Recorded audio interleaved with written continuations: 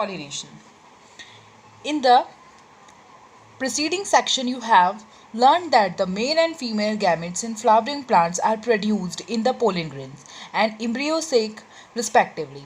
As both type of gametes are non-motile, they have to be brought together for fertilization to occur. How is this achieved? Pollination is the mechanism to achieve this objective transfer of pollen grains shed from the anther to the stigma of a pistil. Is of adaptations to achieve pollination, they make use of external agents to achieve pollination. Can you list the possible external agents? Basically pollinations है क्या, हम यहाँ flowers के बारे में पढ़ रहे हैं, मेल और फीमेल रिप्रोडक्टिव स्ट्रक्चर के बारे में पढ़ रहे हैं. जैसे फर्टिलाइजेशन एक सेक्सुअल रिप्रोडक्शन का मेन इवेंट होता है, बिल्कुल वैसे ही प्लांट्स के केस में पॉलिनेशन बहुत ज़रूरी है.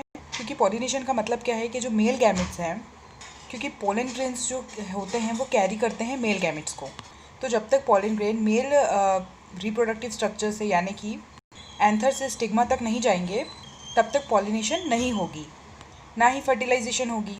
तो पॉलिनेशन का मतलब क्या होता है? The transfer of pollen grains from anther to stigma, उसको हम पॉलिनेशन कहते हैं. पॉलिनेशन भी 3 टाइप्स के होते हैं, ऑटोगैमी, जिटोनोगैमी एंड जेनोगैमी. ऑटोनॉमी का मतलब क्या है?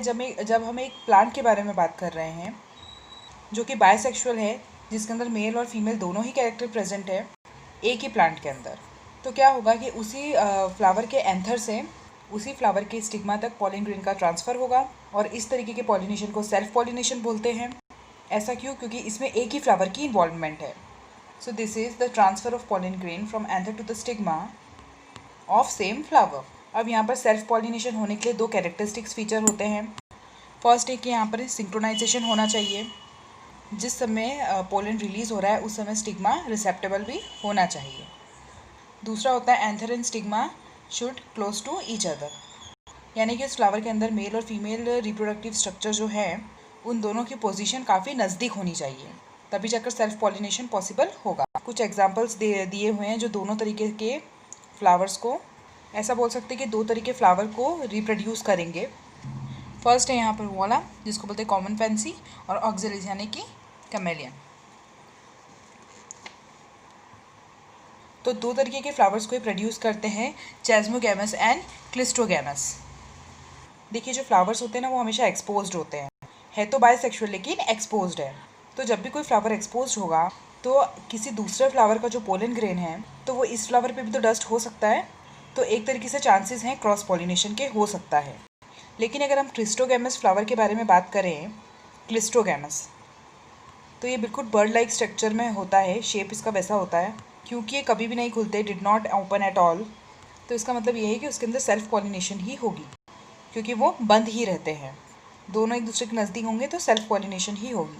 चेस्मोगैमस के एग्जाम्पल में आप टमाटो ले सकते हो, ब्रिंजल ले सकते हो, और क्लिस्टोगैमस में पी है. अब इसके एडवांटेजेस और डिसएडवांटेजेस पूछे जाते हैं.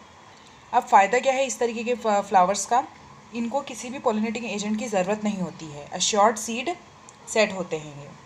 लेकिन डिसएडवांटेज ये है कि इनके अंदर कभी वेरिएशंस नहीं आती है, क्योंकि जब वो प्लांट फ्लावर एक्सपोज ही नहीं हो रहा है, खुल ही नहीं रहा है, तो इसका मतलब ये कि उन्हीं की टाइप की स्पीशीज़ को, उन्हीं की टाइप की गैमेट्स को स्टिग्मा एक्सेप्ट करेगी, और इसी कारण से कभी भी वेरिएशन आने के चांसेस नहीं है, और ये एक डिसएडवांटेजेस है. अब नेक्स्ट टाइप है आपका जीनोगैमी.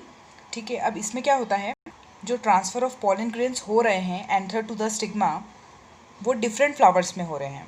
दोनों फ्लावर्स तो अलग अलग है, एक मेल होगा एक फीमेल होगा, लेकिन दोनों एक ही प्लांट्स पर प्रेजेंट है. तो इसका मतलब क्या हुआ? Transfer of pollen grains from anther to the stigma of a different plant.